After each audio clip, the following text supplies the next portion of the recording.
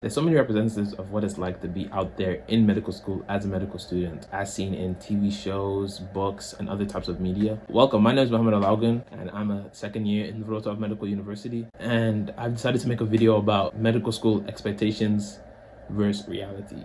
I remember starting out myself with so many preconceived notions about medical school and its journey as a medical student, academically, clinically, regarding the lifestyle, mental health concerns, and career expectations. Today I want to share what I've learned so far. Let's go. Academic expectations. You need to study all the time. In reality, studying is definitely a big part of being a medical student, but balance is key.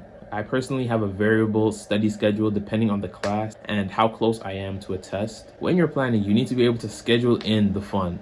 Because if you fail to plan, you plan to fail. But at the end of the day, it's about what works out for you and making sure the plan is solid and realistic, then you'll actually follow through. And then in between, you can have the breaks that you want, because believe it or not, there's time for the breaks. You just have to make sure you use them well. I like to call them productive breaks sometimes. It's gonna help me become more productive when I start working again. You must have perfect grades. Striving for good grades is good, because if you aim for the stars, you'll at least hit the moon. But arguably, what's more important is what you know after the test, what you can actually use when the time comes. If you remember practical skills or anything that is clinically relevant, or you're able to integrate other things you've learned in other classes together, so it gives you a better understanding of different things and being able to collaborate them so you can have deeper understandings. Basically, don't lose sight of the end goal. Clinical experience expectations. You will start to see patients straight away. You won't. But in my uni, after each year, we do 1 month of internship where we're able to see patients and do different types of internships with different types of doctors and different types of wards.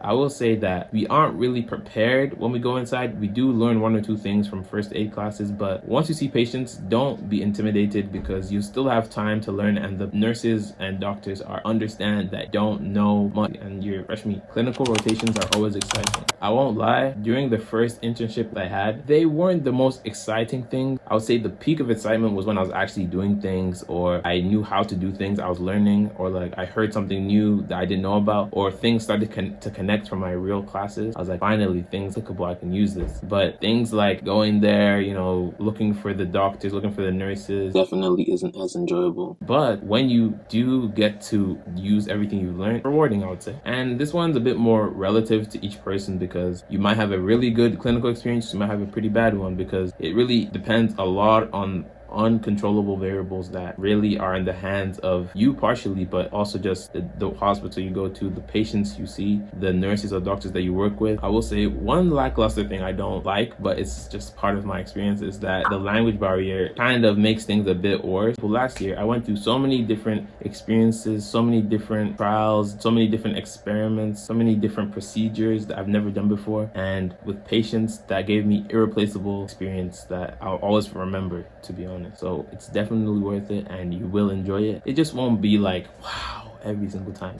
Lifestyle expectations. Medical students have no social life.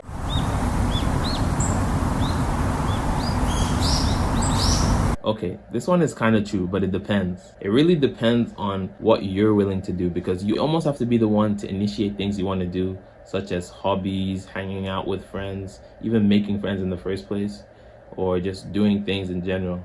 Because if you want things to happen, you have to be the one. I would say that. And let's just say, okay, your first year, I would say try and make friends and try and be the one that tries to get people to meet and greet and hang out, things like that. You can study together. If you have similar hobbies, you can hang out together doing things like that. You can even just calling each other once in a while about how tests we're doing. That's also something nice, I would say. But of course, there will be some people who are also trying to make friends, and that just helps the process. Medical school will suck the life and passions out of my hobbies, my relaxation time, and I won't be able to take care of myself. It's very important to find time to relax, to find some hobbies, or just take care of yourself, because over time you're going to see the time's just going to keep passing, and your mind might get overworked and overstressed by all of the work, all of the tests, all of the assignments you have to keep up with. And being able to de-stress with hobbies and things like that will definitely make your productivity better, and you'll enjoy the ride more, and you'll loathe studying less. Yes. Me personally, I like to play football on the weekends. This whole semester I've been playing football on the weekends with a Facebook group I found, and I just joined them, and it's been really fun. My school is trying to encourage people. There's school clubs that you can join. I also like to make YouTube videos like this one here. I also like to train calisthenics. So right now I'm actually working on my handstand called my roommates have seen that once or twice. Also, to de-stress, I like to pray. That just helps me keep a level head and just remember the end goal. And of course, wasting time on the internet like the rest of my generation, scrolling on Twitter, Instagram, YouTube, just finding things that just help us relax, detach, or just learn something new maybe, or do something different, or interact with a different community. There's a lot of things you can do online. Like watch this video, for example. I'll say this video is helping you de-stress from the expectations you might have. Emotional and mental health expectations. You'll handle everything perfectly. And I'll say this, everybody has their own emotions, their own maturity levels. People are coming into medicine at different years and ages, so people will be able to handle different things. But for the most part, especially me being an international student, moving and traveling to another country to study adds layers of challenges and tribulations that I have to overcome. And each person takes those in different ways, and there are many things that you won't be able to go through easily, fast, like you're used to in your hometown. But even if you do stay in your hometown, or you just move to a different city in the same country, you will still experience different things, because medical school is still like university. You're still going out, meeting new people, you're still doing new things by yourself, like you have to fend for yourself, all that stuff. But at the end of the day, it's good to remember that life still continues. The challenges you come across are never bigger than what you can actually overcome. So I believe, because look at me now, I'm still here. I mean, you're still here too, Career expectations. You'll know your specialty right away. Many of my colleagues and friends, they came into medical school with some kind of specialty in their mind, or some kind of end goal that they wanted to achieve or reach before they even started. But once they started, they tend to switch the specialty that they want to pursue, maybe due to what they learn about the specialty, experiencing different things, or what they actually want to be doing as a doctor. What step do they want to be part of in the medical field, in the hospital setting, or in the clinical setting? For example, me, when I was in high school, we actually have a course that we have to do called Civics and Careers, where I chose to become a doctor. I did a project on it, and the specialty I chose was cardiologist. So I did this whole thing. I made a board, I wrote everything down, I saw the whole roadmap, I saw the plan, I saw what they did, and I was like, yeah, this is what I want to do. Now, first year, I'm thinking, surgery is hard. I won't lie. Surgery is not the easiest thing. I've seen some surgeries during my internship. I was like, it's not that I don't want to do it anymore, but it's like I see that it's a more daunting task. It's still in my head, but not number one. It's still like floating, right? Because I don't know much about surgery, let's be honest. And heart surgery is very important, very, it has to be fast paced, I would say. I'm only a second year student. I don't know much about surgery, to be fair, but that's just what I think, that's what I see, Now, during my second year, I joined call where there was this radiologist talking about his experiences and why he chose radiology. And then he was talking about the work-life balance. It's pretty nice compared to the other specialties or some others, but you don't get to see patients much. So I'm on the fence, right? But now, psychiatry, ENT, or radiology, everything is still up for grabs. I'm still open-minded. So basically, as a medical student, you won't really know for sure. You're just bouncing around what you see, what you hear, what you experience.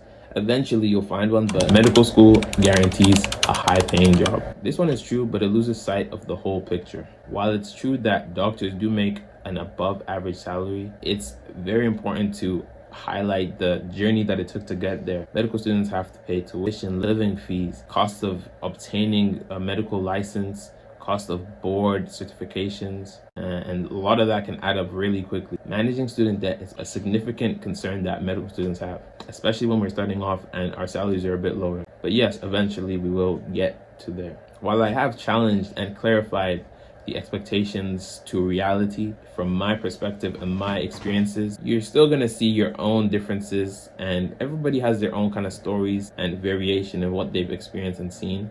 But for the most part, I would say I'm right. It's not this glamorous, huge thing. It's still school and you need to study hard, but spend your time wisely, being able to study hard, yes, but relax so you won't be burnt out. Medical school is rewarding at the end of the day, but that's down the line. While you're in school, it's not the most rewarding because you're studying hard, you're trying to make things work, and take care of your mental health and keep an eye out for the clinical rotation. Everybody has their own experiences, good or bad.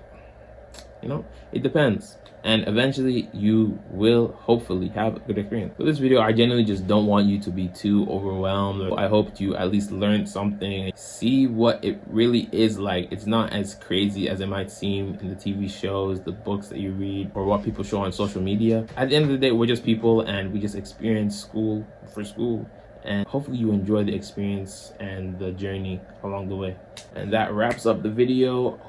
I hope you like, comment, subscribe to this YouTube channel. If any of you are medical students yourselves, or you're planning to go to medical school, put some expectations that you had or any reality changes you saw in yourself. And if you want, you can reply to other people to just, you know, make it a bit more interactive. If you want to see more of me, go to my channel called Made Ogun or Pray for Mo. All right, see ya.